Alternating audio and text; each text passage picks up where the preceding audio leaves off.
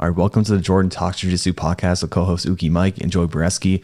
I just want to take a moment of appreciation just to have them as the co-host because, I was having like a hard time figuring out what I'm going to do for co-hosts and whatnot. And I'm glad I picked them, and I'm glad I don't have to rely on having guests all the time. I think it's really fun just talking jiu-jitsu with my friends. So yeah, thank you guys for being part of this. And we'll just get started. Before we take the viewer questions, we'll just talk about our weeks. So I know Joey had a super fight on the weekend. It was EBI style overtime rules, and he won in overtime by fastest escape. So Joey, maybe just tell us a little bit about EBI rules, about submission only, and about your experience. Yeah, so the EBI rules are essentially if there's no submission in the regulation time, you go to an overtime where one person will start on the other person's back, and the person either has to escape or the person on the back has to get a submission, and whichever one happens, you switch positions and the other person has to do the same thing faster. So for instance, my opponent started on my back to start and I had to escape. I got out in just under 7 seconds. So then I start on his back, and if I hold him for longer than that, or if I submit him, I win the match. Or if he escapes faster, he wins the match. So, I only had to hold the guy for 8 seconds. This is not very difficult to do. Yeah, I'm not like the biggest fan of that like rule set, just because just say you feel like the guy's better than you or whatever, you can just hold out for that 10 minutes or whatever it is, and then just hope to have the fastest escape after. So submission only can be a good thing, but in a lot of cases it's a bad thing, in my opinion. Like, what do you guys think of the rule set like that? Yeah, I don't really care for many submission only formats because of, like you said, most of the time, like if anyone's competed, you kind of know a little bit into the match if you're not as good as the other person, and it becomes pretty obvious pretty quickly, like I'm probably not going to submit this guy, and people's mindset starts to change from try to win to try to make it to the point where I have that ability to win without having to be the better fighter. Exactly, because maybe you feel the person's better than you, and then now you're just kind of just being defensive, making sure that you don't burn out too much energy. You conserve energy, and then you can have more energy during those overtime rounds and win that way. So yeah, it's just it's not my favorite thing. I've been screwed by submission only rule set in the past because it was my second tournament at blue belt, and what happened was it was submission only, and I won 2 by submission. I won 1 by referee decision, even though it was submission only, and then the other one, neither one got a submission, so it was just a draw.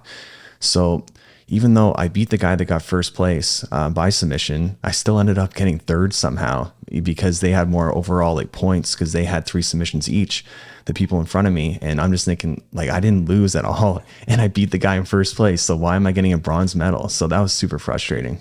Yeah, I think submission only is okay for large professional event formats where you can have judges to decide a winner or something. But for tournaments, it doesn't make any sense, because you have to put some sort of time limit on it, and then you're going to run into matches that don't end in submissions, and there's really no perfect way to deal with that. Exactly. I think the problem is there's just no perfect rule set, and people have tried to think about it a lot and had different ideas, but I just think that maybe there's just no great answer for it. For one example, the no time limit format, on the weekend, it was Isaac, what's his last name? Michelle. Yeah, and against that other guy. I'm not great with names. I can't remember his name. Kyle Chambers. Yeah, Kyle Chambers. Yeah, Joe, you're good with names. So yeah, they went on for an hour and a half. They were co-main events, and then they need to start the main event of Gore and Ryan, and they're just okay, you guys just kind of roll off to the side in the side room or whatever, right? So no one wants to watch that for an hour and a half. And during the show, there was a 3-hour grappling match. Oh my God,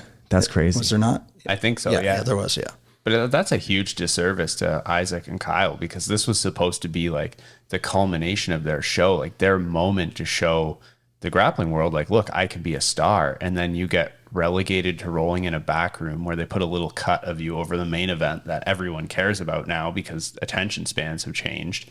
And I feel like they just really didn't get that stardom that they should have gotten if the match had ended and you get a winner with the arm raised. And yeah, I feel like it really kind of took away from it, to be honest. Yeah, because there would be more sense of urgency if there's not this no time limit thing. And I know if I'm going to blame someone, no offense to Kyle Chambers, but I kind of think of it as his fault because he's just so defensive and just not, it's smart to be defensive, but if you're completely defensive and not worried about escaping so much, you're just not creating any openings and just makes it more boring. So yeah, I think that maybe he could have tried to, made it a little more exciting and not only defend. But I didn't really watch the match. It's hard to comment on it, but I'm just going based off of what I've heard online.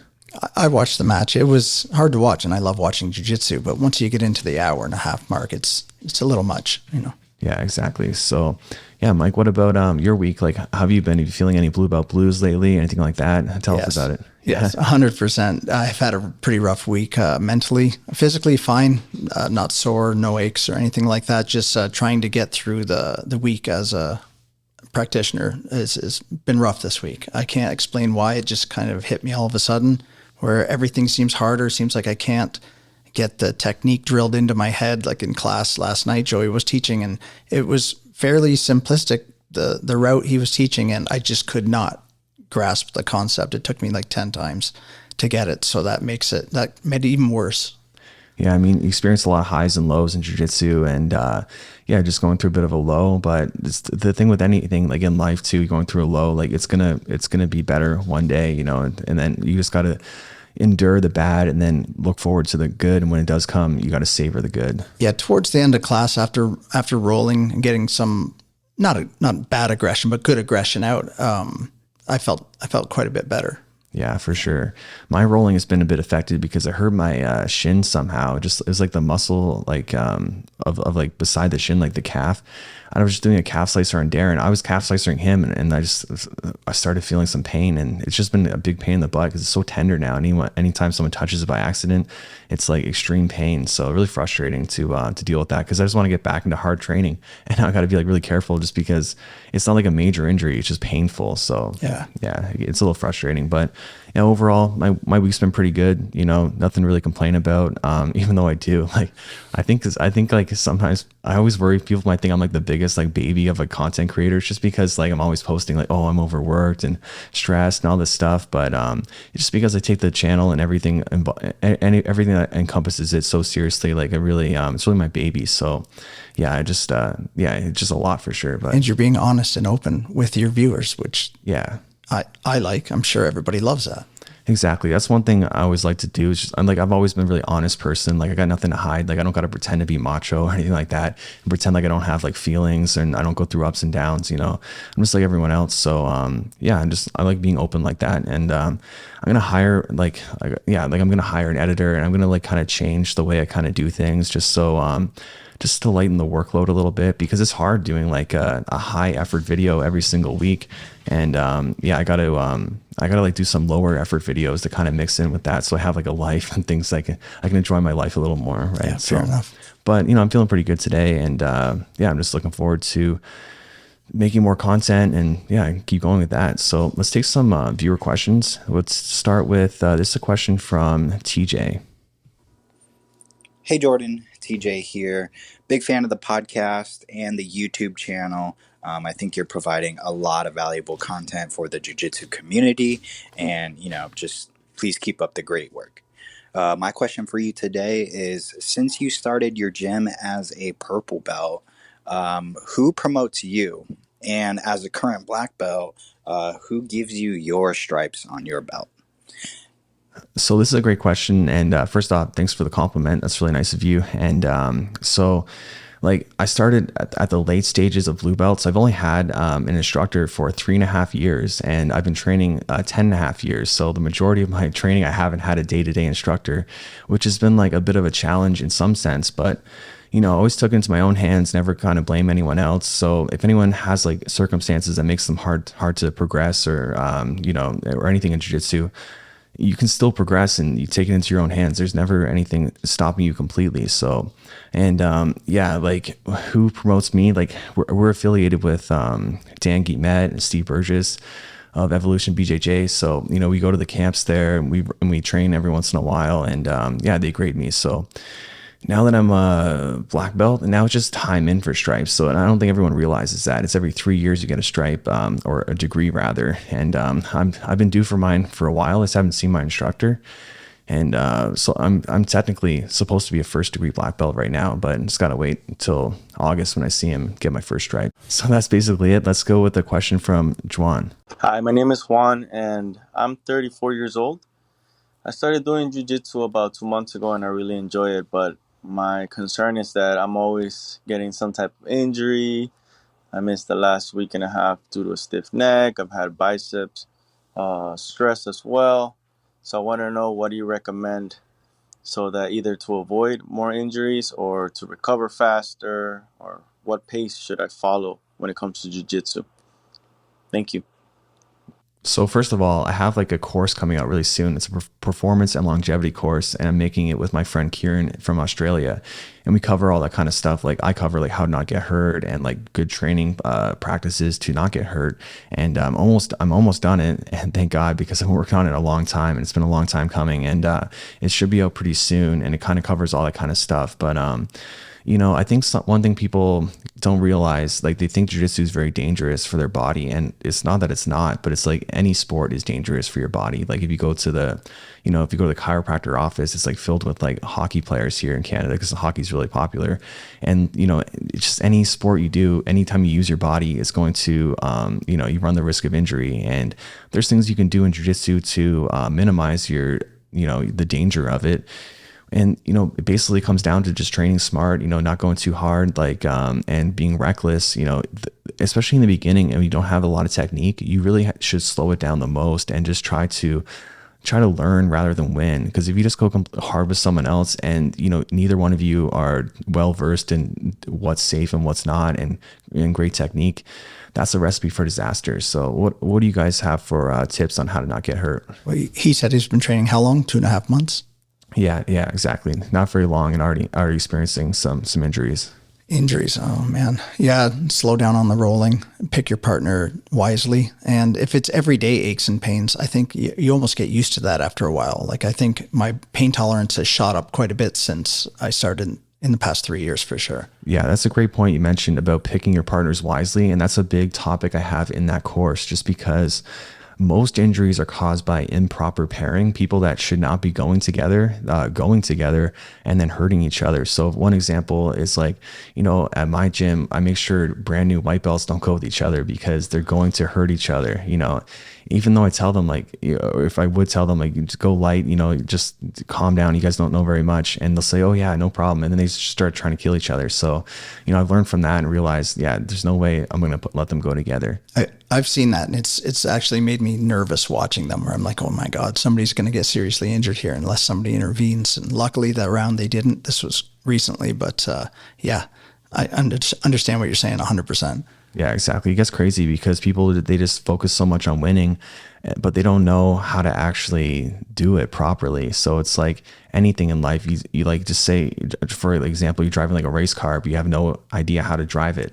You're going to crash, you're going to crash. So like, don't do stuff like that. And it's the same thing. If you're learning how to drive a race car, like go slow on the track, don't focus on beating everyone else. Just focus on, going slow and learning the ropes, rather than just being reckless and crazy. So what about you, Joey? What do you think about that? I think I 100% agree with that. Like take it at your own pace. You don't have to go 100% all the time. If you find like you're training like 4 days a week and your body can't handle it, try 3 days a week and see how that goes for you. I thought Mike hit like a really interesting point there, and it's knowing the difference between being like sore and being injured. I like, especially when people first start, I think they feel like you're using muscles that you wouldn't normally use in life. Like you're pushing and pulling in different ways, muscles that are going to feel sore. Like I do jiu-jitsu all the time. My muscles typically don't feel too sore, but I played dodgeball like a couple weeks ago for like a half hour, and my shoulder was killing me for like 2 days after. And it was just because I don't use the muscles to throw. But it's not an injury. I don't have to take time off. It's just like the normal function of my muscles doing what they're doing. They're going to be sore. And especially if you're new, it's new motions for you, new things. Like if you start weightlifting for the first time, your muscles are going to feel really sore because this is a new activity. They're not used to it. They're not accustomed to it, but you're not hurt. Like it might hurt when you press on the muscles or move a certain way, but you're not actually injured, as opposed to like, I've blown out an ACL. Well, that's an injury. That's not just going to disappear if you keep training. So knowing when it's something like, am I sore and can kind of push through this, or knowing when like, is something really hurt and I need to take time off it. Like I know right now I'm going through like a little ankle injury. I popped it like, I guess like 2 weeks ago now. And it's healed. Like I can do everything fine on it, but occasionally when I roll, I move it a certain way, I go, oh, that doesn't feel good. Well, just need to be aware that like that ankle's not 100% and I have to try and go easy on it when it feels like that. Yeah, exactly. You brought up a great point about like, using muscles you're not used to using in grappling when you first start. And a good example is, I did an arm wrestling tournament because one of our one of our instructors, she's big into arm wrestling. And then, so I went to this event which she was at, and I did arm wrestling and won first place, and I'm undefeated in arm wrestling, but I'm retired now because what happened was, my bicep was so sore for like literally months after, just from going way too hard trying to win. And I don't know what exactly happened. I don't think I was injured. It just like created like intense like tendonitis or something like that. And but do I think that arm wrestling is dangerous and all these people have problems with their biceps too? Probably not. Probably their bodies are way more used to, and their arms are way more used to doing that type of thing, so they can deal with it just fine, right? But I came in there, I had no experience whatsoever, and I just trying to go as hard as I can, trying to win, and then I paid the price for it. So yeah, my recommendation for anyone newer especially is just don't try to win, just try to learn. And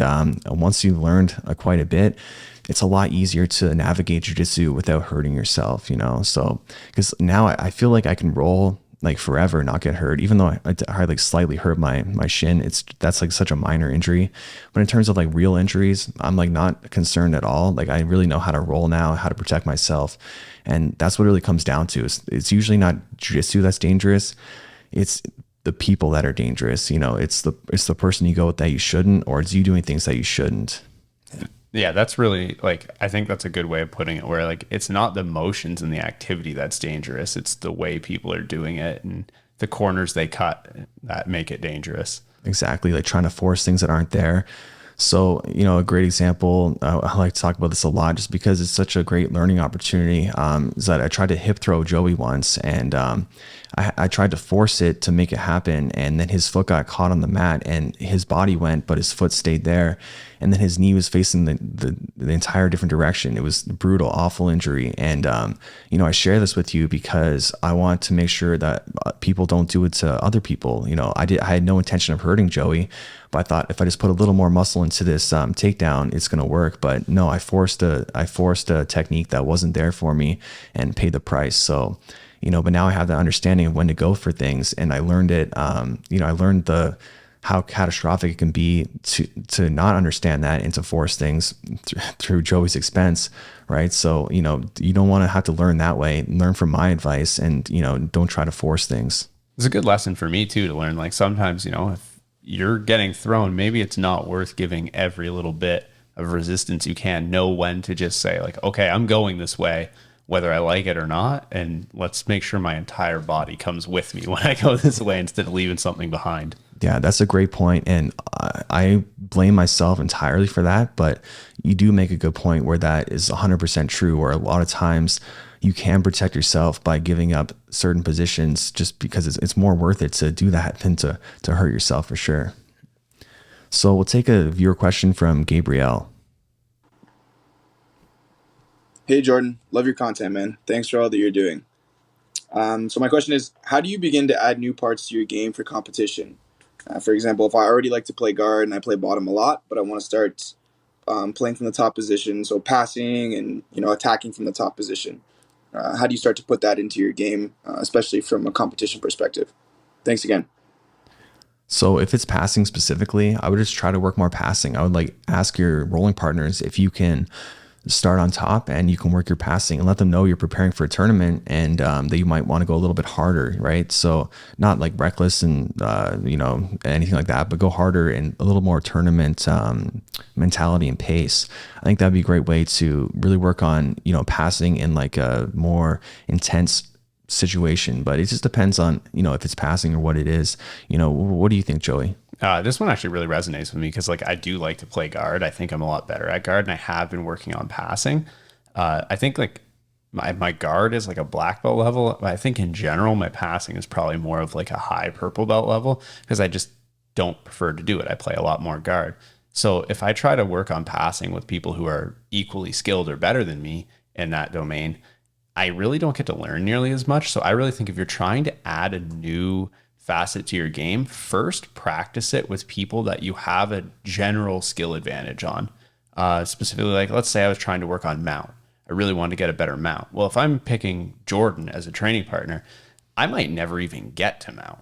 So pick training partners where you can, one, get to the position you're working and who might not be as adept at stopping you from working, so you can build those foundational skills. And then as you get better, you can start doing it with better and better opponents. Yeah, that's a great answer. And like for me, like opening my gym as only 3.5 years in as a blue belt, I had a lot of, I only had really white belts to roll with for the most part, like a couple other blue belts, but overall I was way higher skilled than everyone there. And, I used that opportunity to, work on new things and get better, right? Because you can do things without consequence. Something doesn't work out for you, then you can just, find a way back to a good position. So, I think that is a really valuable tool, is to go with people that are lower skilled than you, to practice new things and get better at them and kind of learn what works and what doesn't, and then start to use it against more skilled opponents. And then it's just an entirely different troubleshooting situation where, it might be a little bit easier. You figured out those problems and the answers to them with the lower belts or the lower skilled people.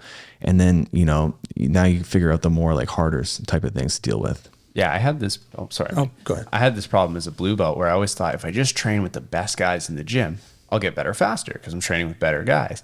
But I didn't realize is when I'm trying to work on, like, say, a De La Riva guard, well, they're good at passing De La Riva guard, and they would pass it. And then I realized after months of doing this, like, well, now the rest of this 6-minute round is just wasted for me because I'm never going to get back to my De La Riva because they're better than me and they know how to pass it, and they're already passed and I'm in a bad spot, and maybe they submit me and we restart. But I really got minimal time actually working the thing I went in with the intention of doing, just because I went in with the wrong attitude of picking the best guys to work on new stuff with. And looking back now, like, I did waste a lot of training time just not training properly.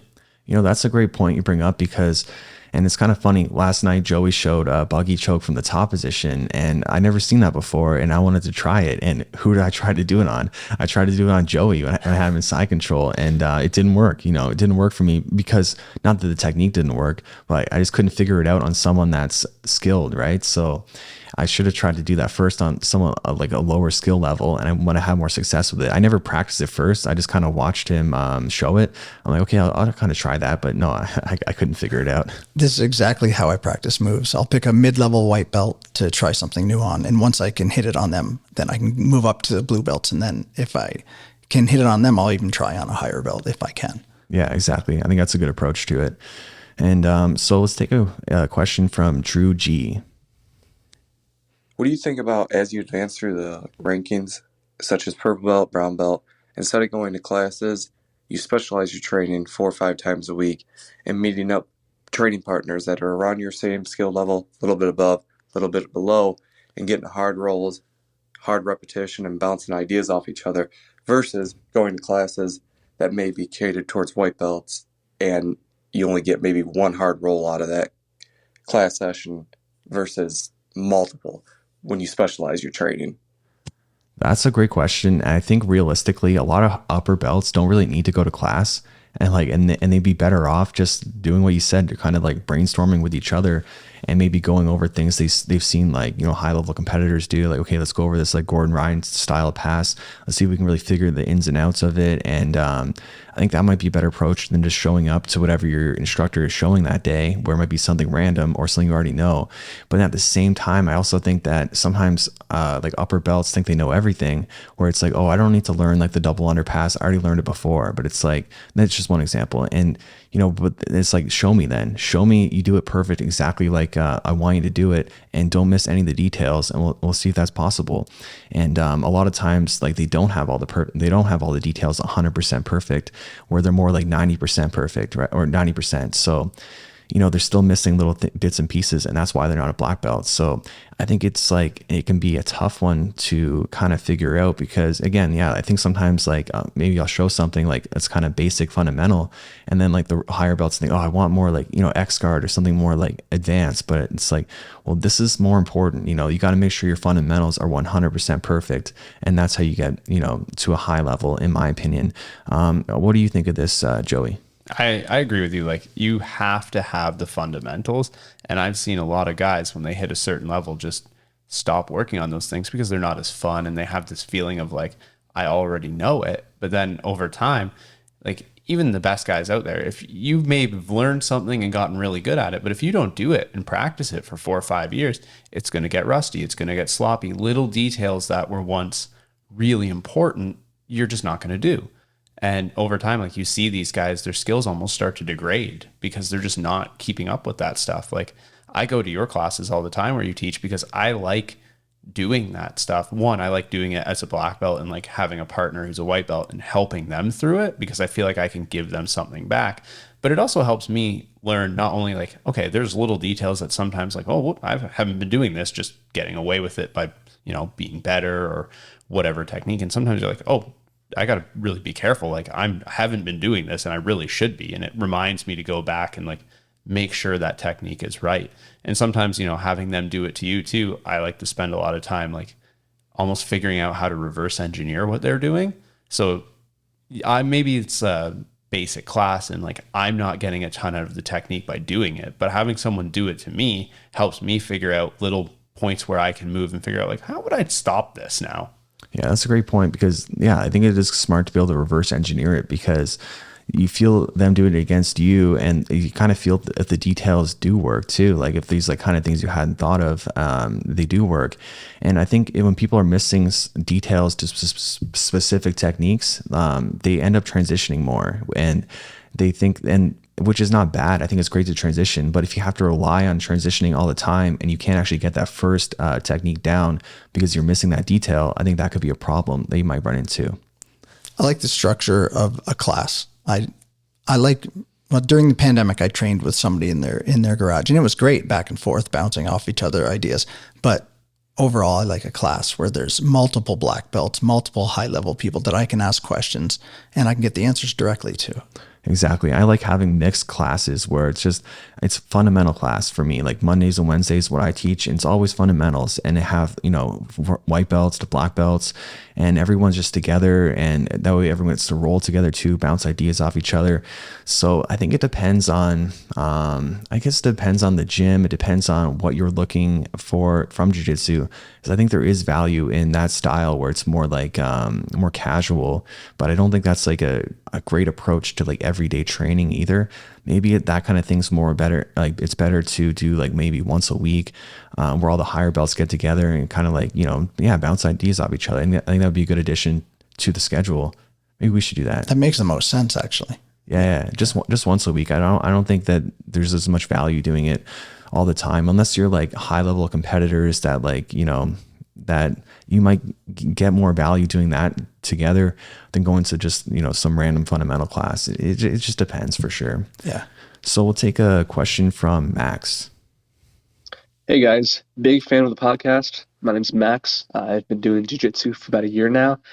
And I started out at a very traditional, almost old school kind of jiu-jitsu school. But I took a long break to go on this current deployment. But I recently found out that there is a jiu-jitsu club. So I took 2 classes. It was a small ragtag kind of group, and the instructor never had any formal training, but was athletic enough to teach it. So I just want to ask you guys for some advice on how to handle all the different kind of teachers, instructors I'll find on my jiu-jitsu journey. Thanks, guys.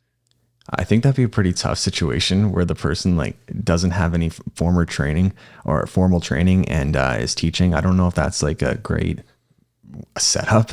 I don't know. Yeah. What do you think? I don't know. Is it like they just watched a bunch of YouTube or watched like a DVD instructional, all got together and formed a jiu-jitsu club? Is that what he kind of means? Well, it sounds like they're on deployment. Like there's like no gym. This kind of, or yeah, they have a little club set up, and that's kind of all they can really do.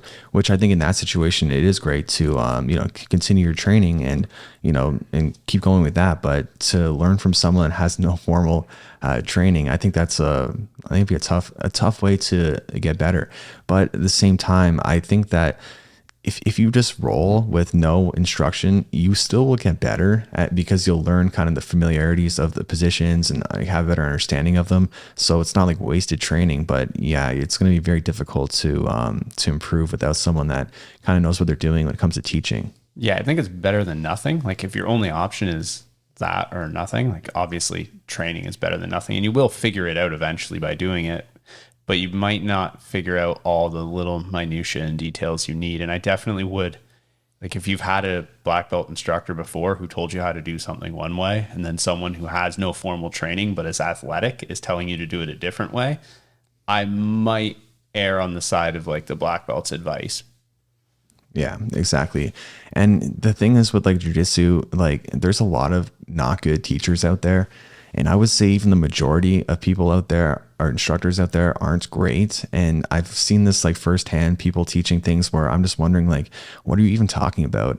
And I'm not saying like what they're teaching is wrong. It's just like, I don't even know specifically the words they're saying just don't make sense to me. It's like, how does this even apply to the situation? Or like, what are you even trying to get across? So there's a lot of, I think jiu-jitsu has a problem with low level instructors.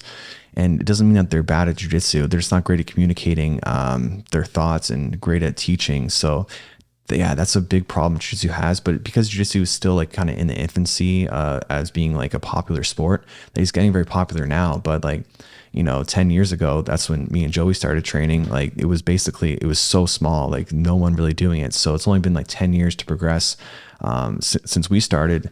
And it's still just, it's getting there, but it definitely has a problem with instructors. Yeah. And just because someone's really good at rolling doesn't mean they're a good teacher. And someone may not be the best at rolling and might be a fantastic teacher. So like, I always tell people, like, don't be in a rush to flock to a school because there's a world champion teaching there. You might actually get a lot more out of being at a smaller school with a guy who's never really won a bunch of tournaments teaching. Like some of the best coaches in the world aren't 10-time world champions, but they're really good at teaching you and making other people into world champions. Exactly. You know what the worst feeling is? Someone teaches a technique and then, it's the 1, 2, 3 clap and you go back, you got no idea what you're supposed to do.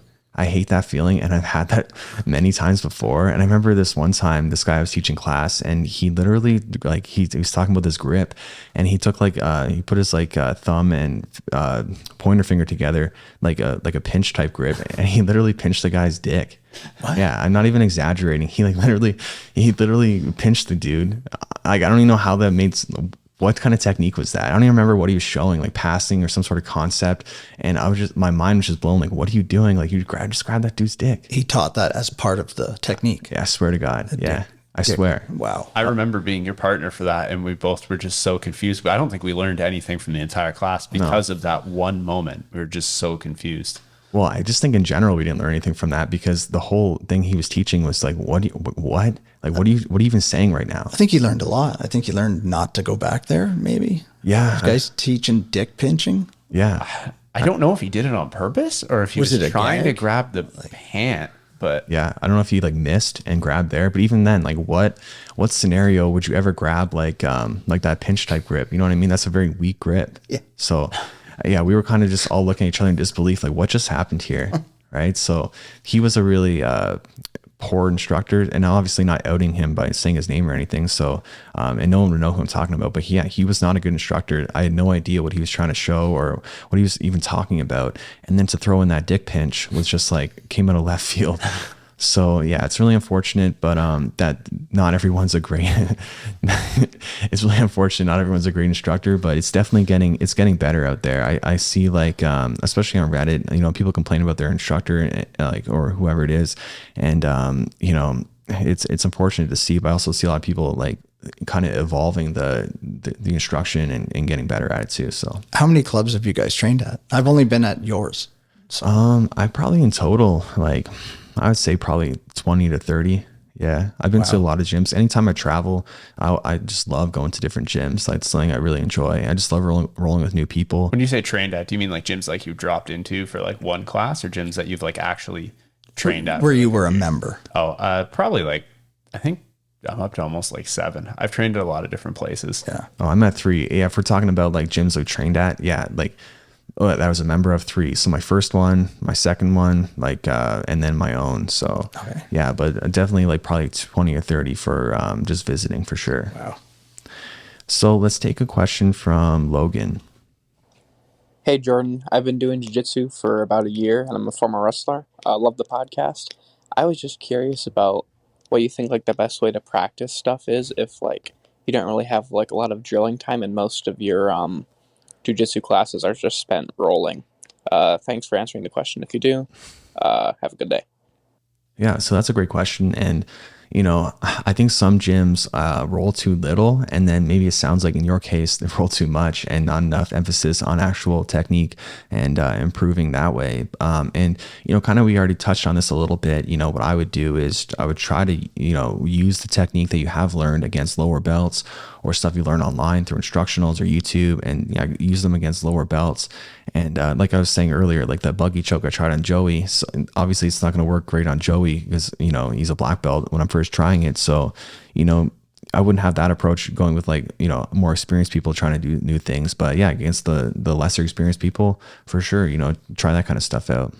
Yeah, don't be afraid to ask people to start in certain positions too. Like if you watched a video on, side control escapes, ask training partners to start on the top and side control so you can practice that. But just because you're rolling, you don't always have to start from like on the knees or standing or a neutral position. You can start in a specific spot. It's not a drill, but it kind of serves as like a replacement for drilling almost. Exactly. I think that's actually a better answer than mine. I think that's what you should do is just ask people to start in specific scenarios because you want to work something specific on them. And I don't think anyone have a problem with that. I mean, if you return the favor, they can do it on you too, then it's all good. Like I think we talked about it before, but Alex, like the brown belt beast that's on the channel, he just always lets people start in mounts or have his back taken so he can work on his escapes. And that's such a smart approach. And so many people don't do that. Like it doesn't really make sense. Like I don't do it and I should. Like, why do I just like against like a white belt or something? I just roll with them normal, but I probably benefit a lot more having them put me in bad positions or specific spots and having to work to escape that. So maybe for me, I should start doing that. And I think that's a great way to improve. I started having people start on my back a lot, and that made my back escapes go up quite a bit, like made me better at it quite a bit. And even last night, a white belt came up to me and said, "Can I start in top side mount?" And I was like, "Yeah, sure." He wanted to work on keeping me on the ground. And we worked on that during a roll where we could have been rolling. He chose to do it. We worked on it for 6 minutes straight. And I don't mind doing that at all. I love helping people out. And because people have helped me out do the same thing, I think it's great to learn that way. And it makes you better too, right? It makes your, ability to escape the bottom side control better to, just be in that position. Like, yeah, for me too, like how often am I in bottom side control at the gym? Like literally never. So, when I go somewhere else or, roll with someone like super good and they pass my guard, well, now I haven't escaped side control in like months. So it's going to be hard. It's going to be harder for me to do. Right. So yeah, I highly recommend doing those type of things and not even just like escapes and stuff like that, but I mean, you can do like specific scenarios, like just say you're half guard and, you take like an underhook on them and then now you're drilling to, get the sweep on them. If you're on the bottom of half guard, you can work on your dogfight type stuff or maybe your butterfly half guard, whatever it is. So there's so many specific situations in jiu-jitsu that, you can drill and it'll benefit you so much more than kind of just doing things kind of more randomly within the roles. I think structured specific training is a huge benefit to people. And yeah, they got to do that more. I agree. 100%. So let's take a question from Carly. Hello, my name is Carly, and I am a white belt currently training in Southern Illinois. I had a question about wrestle ups. My guard retention and my sweeping abilities are like really terrible, but I've really liked doing wrestle ups because I learned some from my coach. I want to continue to get better at them. What are some good resources, techniques, or drills to start implementing to get better at wrestle up? Is there one technique or area I should focus on? To just develop a good base for wrestling up? What is your suggestions about that topic? Thank you so much for all you do. I enjoy listening. So when it comes to wrestle ups, I've never actually like learned one in the sense of like been taught to me. It's just something that's kind of came naturally of like, understanding when the person has their weight back when I'm in sit up guard and understanding when I can actually come up and snatch up that leg. So, but I'm a black belt, so it's easier for me to kind of, add that into my game. But yeah, I would just try to like maybe drill it more with someone like we've been talking about earlier. Asked if you can start and sit up guard and maybe grab their leg and start from there. But that's hard too because they can kind of, the counter's not very hard. It's just put weight into them. Like when the wrestle up's available to you is when their weight is off of you and the leg is light and you can come up and stand with it. I don't know, like, do you do any wrestle ups, Mike? I don't. I should practice them. I really don't do much of it at all. What about you, Joey? I do a little bit. It's not like I wouldn't say it's the best part of my game, but it's something I do think is like a good thing to have. And there's specific people in our gym that it works really well for me against, mostly people who can't wrestle at all. And as soon as you start to come up, they have no idea what to do. If you want to work on your wrestle ups, honestly, finding a little bit of time to work on actual wrestling is not a bad plan. Some of those skills are really transferable, and especially when people start to defend the wrestle up, some of those scrambles you might get in will really resemble like scramblings you can get into like in actual stand-up wrestling.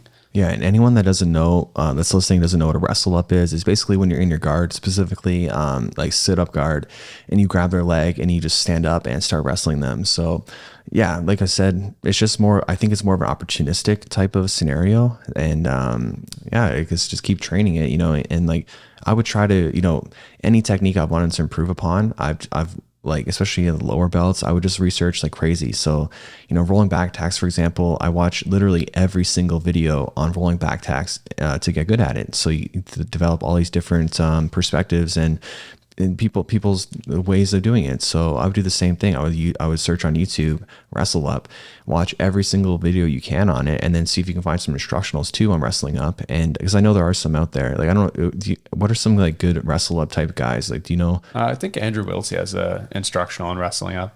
Nikki Ryan has a new one out. Yeah.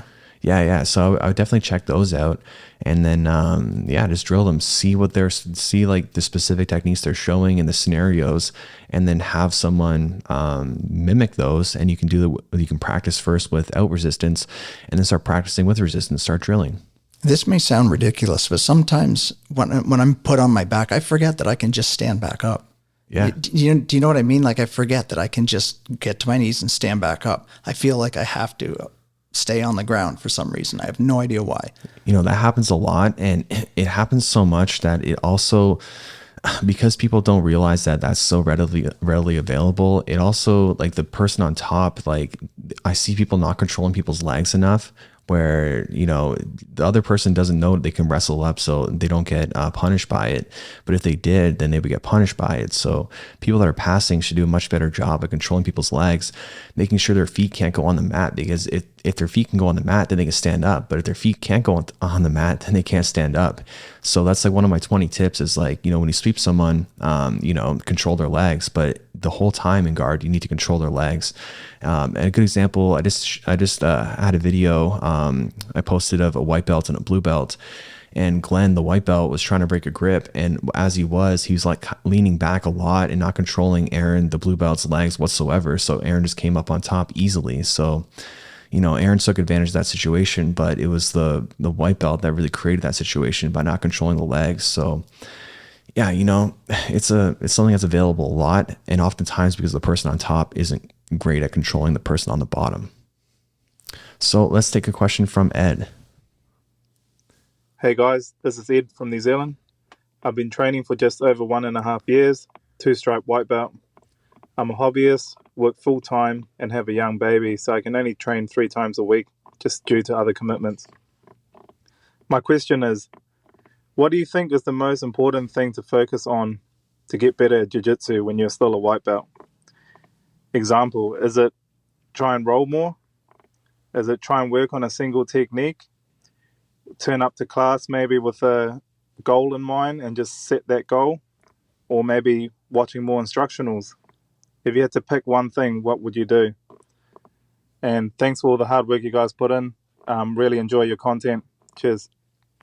So first off, we really appreciate the compliment, and we're glad you like the content. And second, when it comes to what you should focus on, I mean, those were all really great. Those were great examples of things that you could focus on. And for me, what I think is the best thing to do as a white belt is to just get a game plan from every common position. So, you know, like half guard's really common. You know, you need to have something available to you that you know well to pass the half guard, you know. And same thing, half guard bottom. You know, I think of half guard, I think of it like it's called half guard because you're there half the time too. Like in my opinion, like if you see people grapple, a lot of times they're either in half guard bottom, half guard top. It's just such a common position. So you need to be able to have at least one move that works for you from bottom and top. And then same thing with like, you know, mount, for example, you need to have one good mount escape. You need to have one good mount submission. So, and one I recommend, like arm triangles are always good in no gi. And then in the gi, you can do the same kind of thing, jack their arms up, doing like arm triangles, and then you can transition to something else. But yeah, every single common position. So as a white belt, you don't need to have like X guard sweep and X guard pass. I mean, it would help, but you don't need to.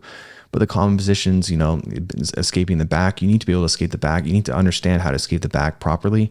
And you need to have at least one submission from there too. So yeah, what do you guys think? 100% agree. Like, if I only had 3 days to train and I was newer, I would make sure that like whatever your general class makeup is, like I assume there's like a technique portion, probably some sort of drilling portion maybe, and then a rolling portion.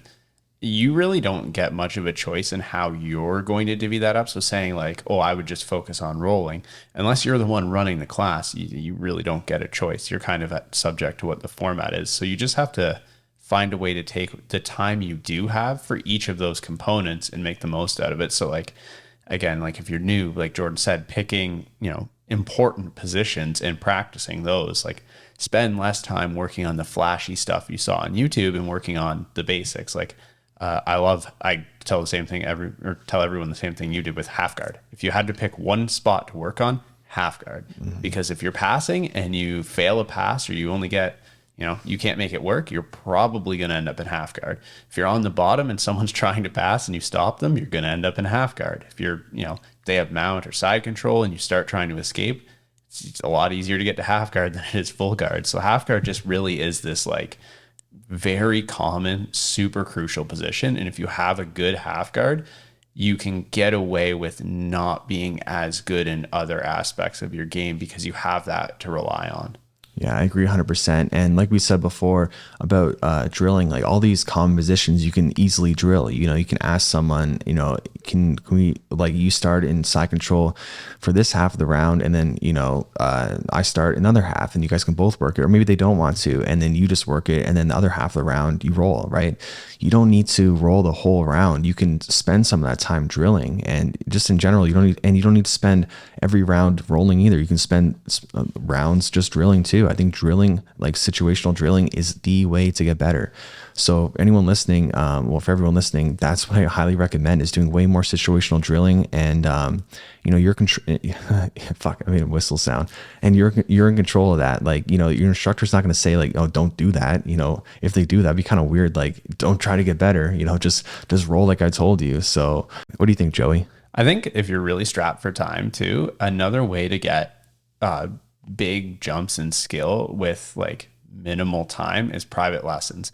I don't want to sound like a shill for whatever gym you're saying and just pay them a bunch of money for private lessons, but even if you do like one a month, if you can find the time to get like a half hour here or 45 minutes, even an hour, in addition to whatever class you can do, it makes a huge difference to get that one-on-one feedback from someone who rolls with you, sees you roll all the time, and kind of knows your game. I mean, like us here, we haven't ever seen you roll. It can be hard for us to give you super tailored advice, but like your instructor will see you. They know what you do. They know what you need in certain scenarios. They know where you're good and weak. And just finding that little bit of time to get that personalized help can make big differences. I agree, but I also think that there's problems with that too, just in the sense that some instructors don't know what you need because they're not paying attention. And sometimes people will book private lessons with no idea in mind what they actually want to learn. So when you combine those two things, the instructor doesn't know what you should learn and you don't know what you should learn. It creates this like kind of waste of time private, because if you ask general questions, you get general answers, right? If you ask specific questions, you get the specific answers. So I think before booking a private, the best thing to do is really figure out where you do need to work on. And in most cases, a white belt, it's just the common positions, right? Like half guard, the back mounts, all these sort of places. So, if you go into a private and then they're just like showing you like De La Hiva stuff, and you don't have any use for that, then you might have just wasted like a good chunk of money. So I think it really depends. When you were a white belt, Mike, because it was pretty fresh for you, like you're only a white belt like a couple of years ago. Like, what did you do? Did you do anything specific that you felt like really improved you quickly? Locked down to electric chair sweep. Yeah, one of my most hated, Yes. one of my most hated sweeps and positions, because it just freaks me out when people put people in lockdown because their knee. That's what I want to ask you too, because I use lockdown a lot. I've never injured anybody in class. Why do you hate it so much? Or why do you dislike it so much? Yeah, it's just I think from my time in jiu-jitsu, that's where the most amount of injuries I've seen occur from is from lockdown. So, if I had to pick one specific area, it'd definitely be lockdown, Really? But at the same time, I do think that it can be done safely, and clearly your evidence of that, you haven't hurt anyone yet. Yeah. Right. But no, I'm sure because you're a responsible training partner, what will make it dangerous for someone and what will make it safe. So that really factors into it, where I see people sometimes put people in lockdown and they don't really have any regard for the other person's leg, especially in tournaments. But I mean, that's more normal. It's a tournament. Actually, kind of not to go out too off topic, but I did want to talk about that leg snap, that heel hook from, it was Big Dan from New Wave, like Danahar's team, against that guy from Daisy Fresh. I don't know his name, so I apologize to him. But basically what happened was this guy was in a heel hook and the guy didn't tap, and then his something snapped. I don't know exactly what happened. You're lucky in a heel hook if it's your ankle, and you're unlucky if it's your knee. Either way, obviously bad, but the knee is worse. You don't want to hurt your knee for sure. And I saw people debating, whose fault was it? Was it Big Dan's fault for just throwing it on quickly, or was it the other guy's fault for, not tapping quickly? And 100%, it was the other guy's fault for not tapping quickly. He was in a fully locked in heel hook. The guy had his grips together and he just watched it happen. He didn't tap, didn't really try to escape, wasn't fighting the hands. And then what do you expect Big Dan to do? Does not try to finish the submission. He doesn't have to look out for your safety. This is a tournament, and it's just a different mentality. In the training room is way different, but in a tournament, you must look out for yourself. In the training room too, you must look out for yourself. But when it comes, it's really frustrating for me to see people not really understand that, because I think that's part of safe training, is understanding that your opponent does not, you can't rely on your opponent to look out for you, or your training partner. You can't rely on it.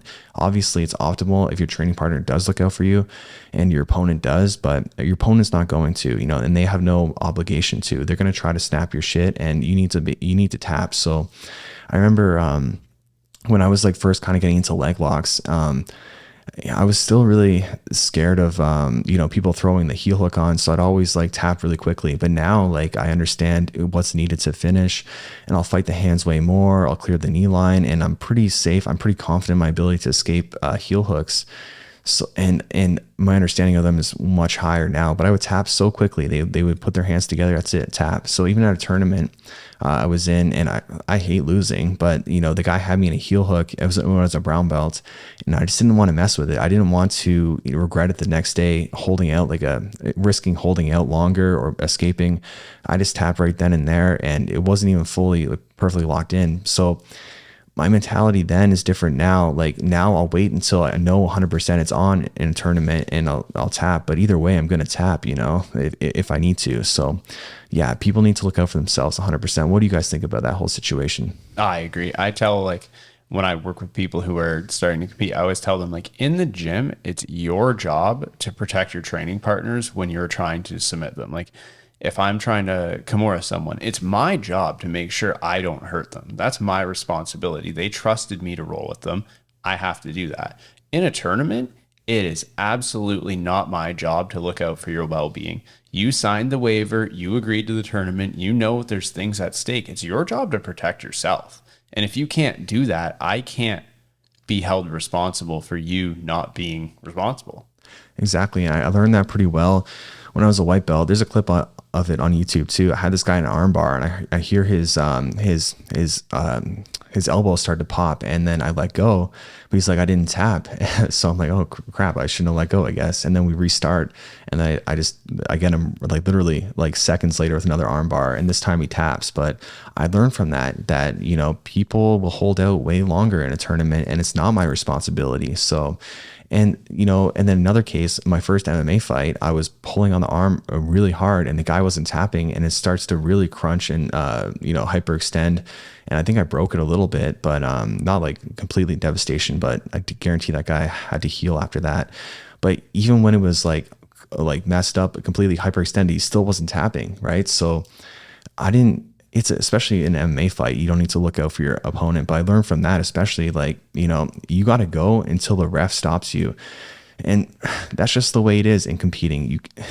You want them to look out for you. Like, that'd be a perfect world, but they're not always going to. But what about the videos you see from some tournaments that have fully locked in heel hook and they crank it so fast that the guy doesn't even have time to tap? I've seen that. There's big debates about that too. That's a great question. And because I know specifically the video you're talking about, there's this video, this guy has this other guy in a heel hook.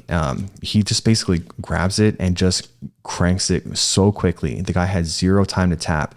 And I think that is like a douche move.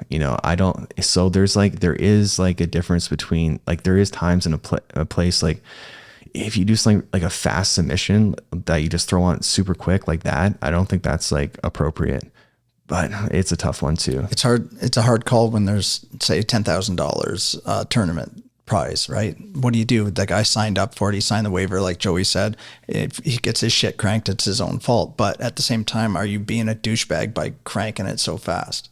I think in like 99.9% of cases, you got to look out for yourself. But in that specific video, I just felt like that was like a very reckless and really, what's the word? Like, just an awful thing to do the way he did it. And when I saw it, I was like, oh man, I want to get you. I want to roll with you and just destroy you, because it just pissed me off so bad seeing that. Did you see the video? Yeah. I mean, I definitely don't condone that, but like from the rules, like he wanted the submission and he went fast. He does not required to give you time to tap. I mean, we could go and say, if you wanted to be like, really strict about it, it was the other guy's job to recognize that I'm in a position where he could crank this really fast and either need to not be here or be ready to tap, essentially. But like, I don't like it. I would be really mad if one of like an athlete that I was coaching did that. Like, have a little respect, put it on, put the control and submit them, but you don't have to try to hurt. There's a difference between trying to submit someone and trying to hurt someone. And you have to know that line and kind of like toe that line. But I would be upset if someone did that, but he's not technically in the wrong, I guess. I agree with that. It's like, it's not like he's technically wrong. Like, he did everything within the rule set, but it was just like, it was so fast with like, it was a weird setup where he just like grabbed it and went, And so I think that is more of like sportsmanship, and it's just such a tough one. I don't agree with that one, but I don't want to. Yeah, it's kind of a bit contradictory, I guess, saying one thing, but this is like, I don't know. This was just awful. So maybe I'll include it, because I want to start including like clips of actual grappling within the podcast. So maybe I'll include it so people can actually see it. Yeah, it was unsettling how fast he threw it on. Yeah, it was, and that kind of stuff's not very common. Like, that's what kind of made it worse too. It was like a weird, uncommon type of like setup and entry, and it took the guy by surprise, took the viewers by surprise, and there was no way the guy wasn't going to get hurt when you do it like that. So in like most cases, that's not how heel hooks or submissions are applied. That was like a just freaking crazy explosive like entry and awful. No, and to bring it back to like the Big Dan example, like that was slow. Dan had the control. There was plenty of time for the other fella to tap, and he just chose not to. And I heard it was the tibia, like the actual shin bone that broke. I found that so weird that the bone actually broke. That is, if that's true, that's a terrifying amount of power. Yeah, that is. Like, man, that's so weird that it would be, because the thing is, like, with any submission, the pressure has to go somewhere. So where is it going is the question. So in most cases, it's the knee or the ankle, and to be the tibia is so strange. And maybe that's actually, I don't know, like tibia injuries, but depending on how it's snapped, maybe that is like best case scenario as opposed to his knee, like his ACL. Maybe they can just, screw it back, like screw a plate in, make it go straight and be good to go. I'm not exactly sure, but I definitely hope that the guy's okay and recovers quickly. Yeah, me too. 100%. I know from the medical people I've talked to, they said if it's the bone that broke and not a ligament or soft tissue or a joint, it's a much quicker recovery. Yeah, but at the same time, like Chris Weidman, you know, he kicked Anderson Silva and he checked just like he did to Anderson Silva, and he snapped his I think it was his tibia too, and he a long road to recovery. So I think it depends how it snaps and where it snaps, all that kind of stuff. Yeah, he said he almost lost his leg. Yeah, man, that's Weidman, freaky. yeah, Can you imagine? terrifying. Man, that's super scary. I almost lost my finger once when I was a kid. I hurt my finger and I got gangrene in my finger. So yeah, Never it's a met random anybody story. that's had gangrene. Yeah, I me neither. I don't know literally anyone that's had gangrene other than me. So I guess that's pretty cool. Yeah. Yeah, my finger's fine now, but it would have been cool in one sense to be missing a finger. Like that's what I figured. Like when I was younger, I'd be so unique. I've only had 9 fingers, but I'm glad I have all 10 right now. I'm glad you do too. Yeah, actually, off topic. I saw on Reddit. I saw a video of this guy. He was trying to take a hook out of the shark's mouth, and then it bit his pinky and tore his pinky right off. And the guy's just like, he has such a funny reaction. He's just like oh fuck, you got my pinky or something, you know? Yeah, it was really funny. He was so chill about it, like for considering how he just got his pinky ripped off. So The MMA fighter that lost his finger, you must have saw that. which one was that? I don't remember what league it was in. It was like the feeder league to the UFC. I can't remember what it's called, but the guy grabbed his gloves and it ended up ripping his finger completely off. They were looking for his finger around the octagon in the crowd. Oh my god, Yeah, it's horrible shit. That's worst case scenario when someone says like, "Oh, I'm going to take a fight." What's the worst that happens? Well, your finger pops off. Yeah, you know, that's a great point, because I always think about I want to do some MMA fights, but the thing is, like, there's such a risk. Like one of my friends, he just took an MMA fight and he just kicked the guy's leg and he broke the guy's leg. I think it was his tibia too, and just like it snapped, and he's gonna have a long road to recovery too. And you know, I think I see that, I'm like, crap, you know, what if someone kicked my leg and snapped my leg, you know? So it's nice to think that, you know, oh, I'm gonna win and, you know, I'll be fine, I'll come out unscathed, but you never know what's gonna happen. So Have you seen your legs? yeah, that's a good point. Yeah. I don't think they're going to break. Yeah. There's a lot of muscle padding around them to keep them strong and safe for sure. So let's go to a question from Fez. Hey Jordan, my name's Fez. I'm a subscriber and a white belt training with Mike Sheehan from Toronto. In my rolling time with other white belts, I noticed that a lot of them will have a pretty good understanding of top pressure, passing, and even submission holds from top positions. I noticed that their guard retention comparatively is usually much worse. I've seen gyms that will teach over tens of variations of De La Hiva sweeps, whereas they will maybe neglect common guard pass, guard retention drills, such as, you know, leg drags, Toriandos, over-unders, double-unders. I'm curious what your approach is to guard retention. How often or how little do you teach it? And is there a problem with how it's being taught across most gyms?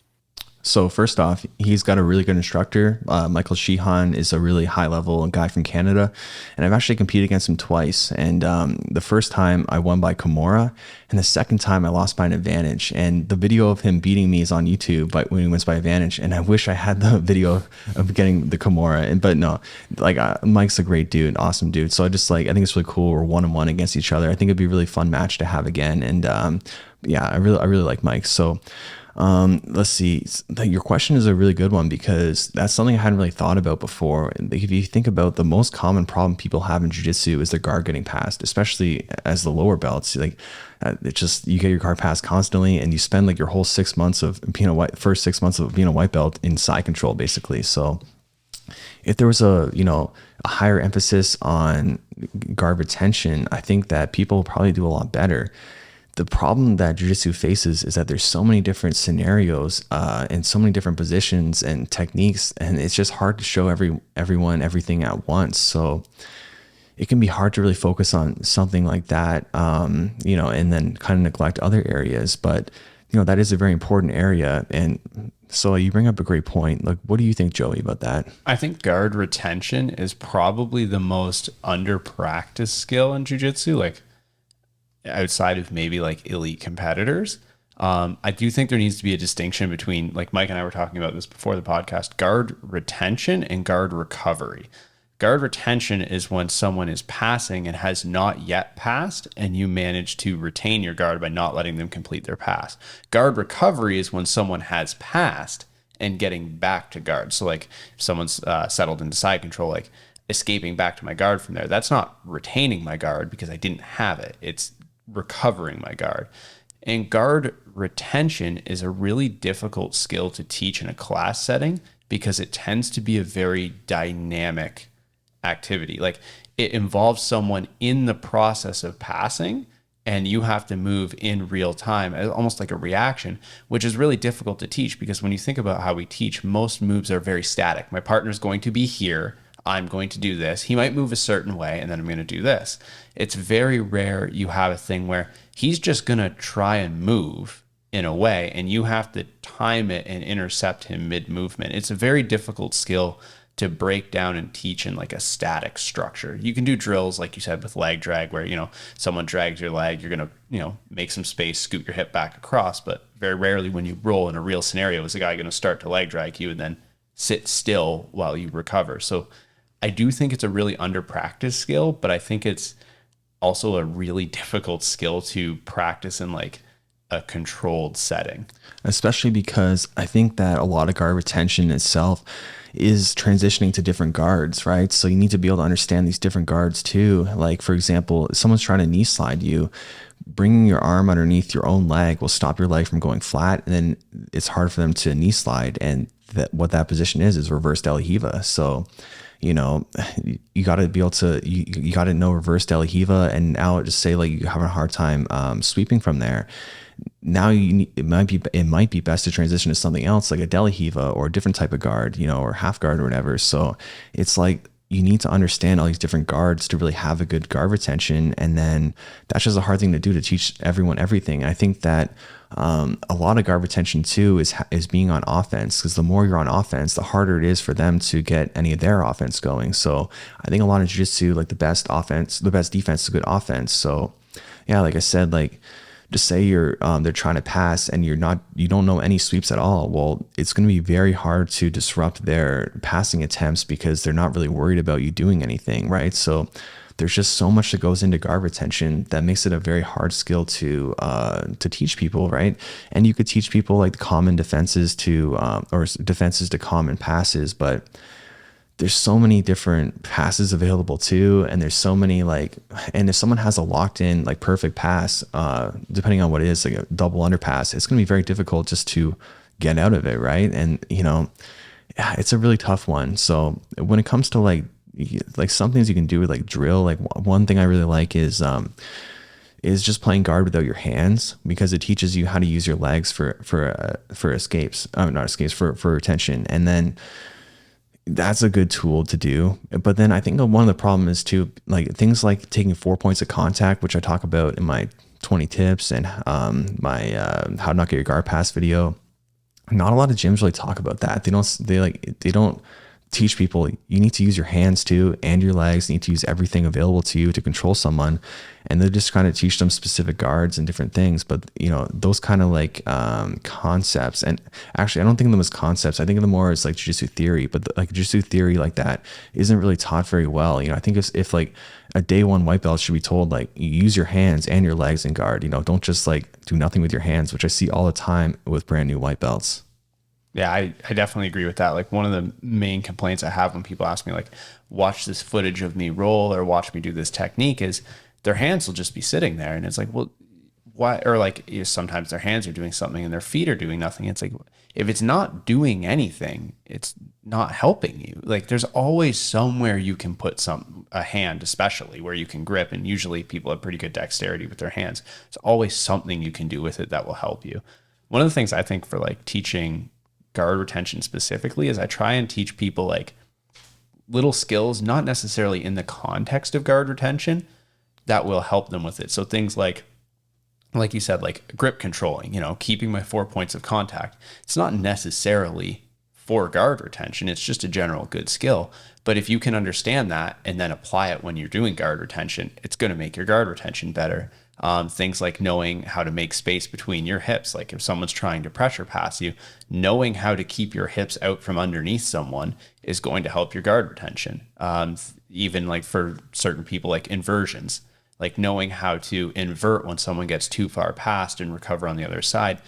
I'm not necessarily teaching this in the context of this is for guard retention, but it's just these are really handy skills you need to know that if you learn them and apply them to guard retention, you'll have really good guard retention. Exactly. And just to bring back my other point about jiu-jitsu theory, another good example is starting on your butt rather than your back, because then it's harder to take rips.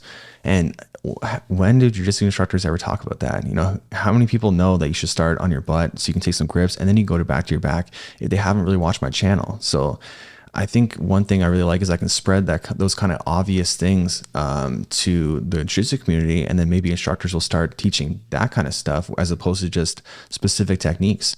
And one thing that's really cool too is if you like watch kids jiu-jitsu, like you watch like the kids class, you'll see the most obvious mistakes that adults are making too, but it's just more obvious when it's kids. Like they're really bad at using their hands for guard retention. They like will barely ever reach up. I got to keep telling them, use your hands too, use your hands. They don't want to listen. So yeah, I think I think actually like watching kids, the kids class a little bit, like if you come a little early and the kids class is going on, watch them roll and see what like the good kids are like doing to beat the less skilled kids. And yeah, it's just a lot easier to see because it's more basic jiu-jitsu, and those things are a little more obvious, I think. So we'll take a question from Fat Penguin. Hey guys, how you going? Just a quick question surrounding competition. I have not yet competed at my current belt status.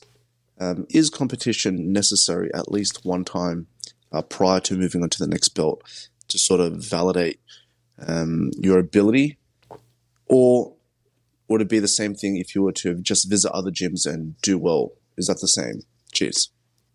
I don't think competing is necessary at all to progress throughout the belts. Like one example is Joey. He never competed at purple, never competed at brown, but has done very well as a black belt. Just won a super fight on the weekend, and so for me, not everyone wants to compete. So I don't hold that like they had to compete to see where they are. Like a good instructor should know what someone's level is and grade them accordingly, competition or not. And, for your own, sense of skill and understanding where you're at, it's definitely a good idea to go to another gym and roll. I highly recommend people go to other gyms and roll. I think that's like one of the most fun things to do. And it can be so eye-opening, basically in three ways. So one, you might smash everyone and be like, wow, my gym is like way better than this gym. I'm beating everyone up. Or you might go there and get smashed yourself and be like, oh, wow, like my gym's not very good. Like everyone here is like way better than my gym. Or you might be like, okay, they're just as good. This is, I'm like at the right level. So yeah, I think that everyone should go to other gyms to roll once in a while. I love it when people come in on open mats on Saturdays from other gyms, and we get to not test our skills against them, but I get to almost use it as a meter stick to see, I like that a lot. Yeah, it's also, I will correct you on one thing. I did compete twice at purple belt. Oh, my bad. Never at brown belt. Oh, you're right. Yeah, you wrist locked that one, dude. You got him good with that wrist lock. Yeah, we're talking about breaking people's limbs. I definitely broke that guy's wrist, but a wrist lock is a submission again that you can't really put on super slow. Kind of had to go fast. That kind of goes back to the heel hook thing where it came on really fast too, right? Yeah, I didn't really get a choice. His weight kind of fell like onto his own wrist when I pulled him. So I blame him entirely for that, but I hope he's okay. Well, a wrist lock is something you need to put on fast, like realistically, because someone that's good will be able to pull their elbow out and recognize the threat. So yeah, it's tough. Some things are a bit,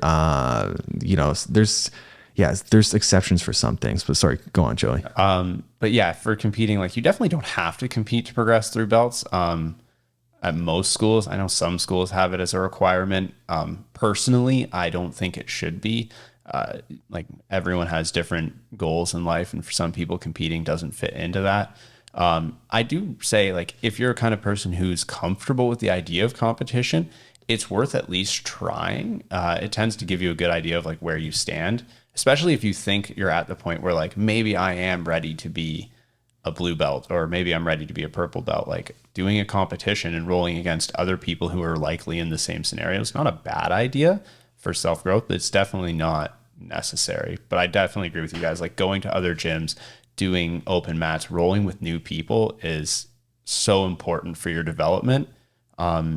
Especially because certain gyms end up getting like almost like a meta within their gym. Like I know our gym, like Jordan has an excellent knee slide pass and he teaches it, and everyone has good knee slide passing in our gym. So when you play on the bottom, you know you're probably going to get knee slide passed. So a lot of people have developed really good defense to knee slide passing.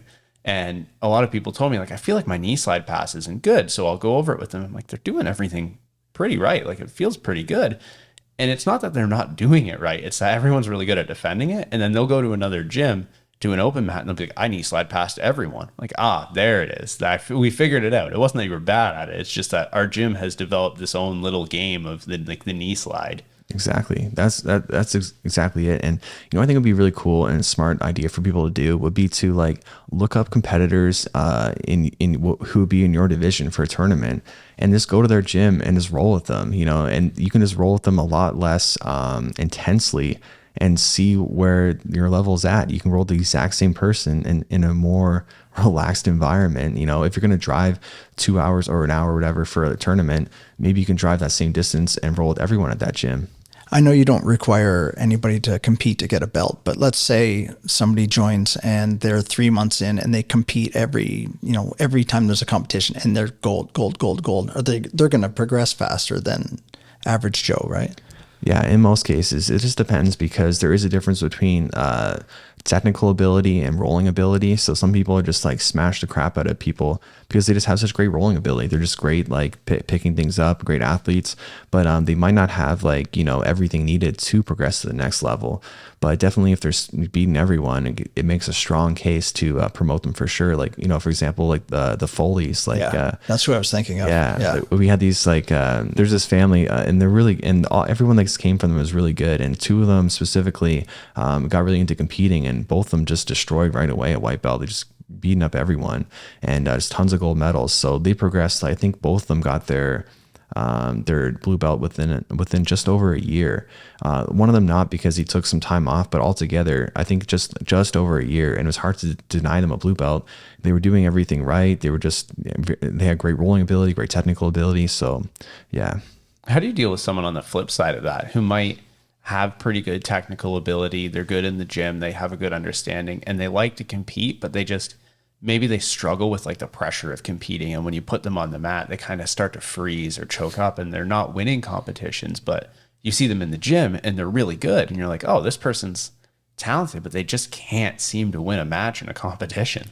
Yeah, I think that's one of the situations where you kind of have to gauge kind of what they want to, do they want to keep competing at their current belt level and, keep trying to improve and get better results, because it's not sandbagging if you're not getting the results, So maybe you can be held back a little bit longer until you do get them. But if that's not what they want, and, competition isn't a huge priority, even though they do compete, then maybe it is best to promote them because they're ready for it. So yeah. And for those who don't know what sandbagging is, it's like when you held back specifically so you can win more, you can win more medals and do better in tournaments. So you're past your belt level, but you're still competing in that belt level. But I think in that situation, it wouldn't really apply. And, but that is a tough thing. That's just always a tough thing for instructors, like, promoting people or knowing when to promote them or not. And when they're, it's kind of like a little bit murky of like, if they're ready or not. I thought Joey was talking about me for a second there, because I do fairly well in class. And then when it comes to a tournament, you were there for my first tournament. I melted. You know what I mean? My nerves get so bad, my anxiety gets so bad that it takes over me. But I'm sure as I compete more, that will get less and less. Yeah, it just gets better and better. So I've had the same problem too. My first tournament as a white belt, I just felt like my technique was there, like it was ready to compete, but like my mind wasn't there, and I was just so nervous, and I was just overcome with like adrenaline and anxiety. I felt like I was like underwater, just I couldn't move. Yeah. Same with my first blue belt tournament. Oh my God, I'd never felt so slow and just unable to move. It was such a weird feeling. I felt like time was in like slow motion. I just like saw myself losing, and the whole time it was just awful experience. And but then in both those situations, the next tournament I did much better. So yeah, you just got to get through like that adrenaline dump and getting used to competing, and then everyone does a lot better. I hope you guys enjoyed this podcast. I will see you guys next time.